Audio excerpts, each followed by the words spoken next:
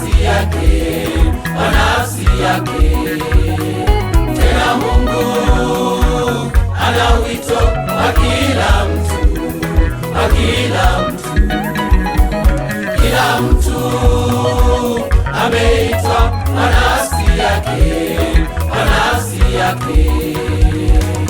Na Musa kabla hajaanza kumtumikia Mungu alikuwa mchungaji wa mifugo ya mkwewe Yethro, kuhani wa Midiani.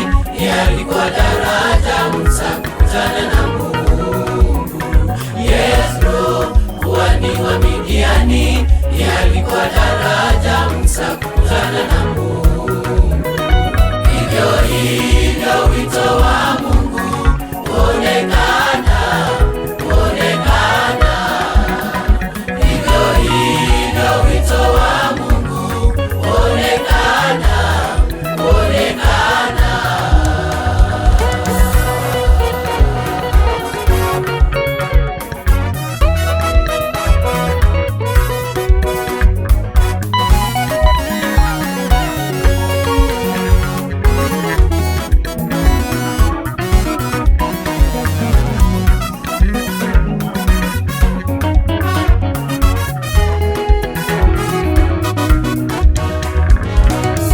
Wito wa utumishi wa Mungu hauji kama amri, kama maandiko yalivyo, wala huwezi kusikia kama umelazimishwa. Wito wa utumishi wa Mungu hauji kama amri, kama maandiko yalivyo, wala huwezi kusikia kama umelazimishwa. Tunaona Samueli alivyokuwa akipewa wito wa kumtumikia Mungu. Samueli hakujua kama sauti ya Mungu ilikuwa inamuita. Tunaona Samueli alivyokuwa akipewa wito wa kumtumikia Mungu. Samueli hakujua kama sauti ya Mungu ilikuwa inamuita.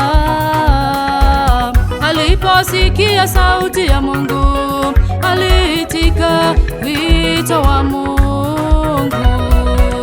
Aliposikia sauti ya Mungu, aliitika wito wa Mungu.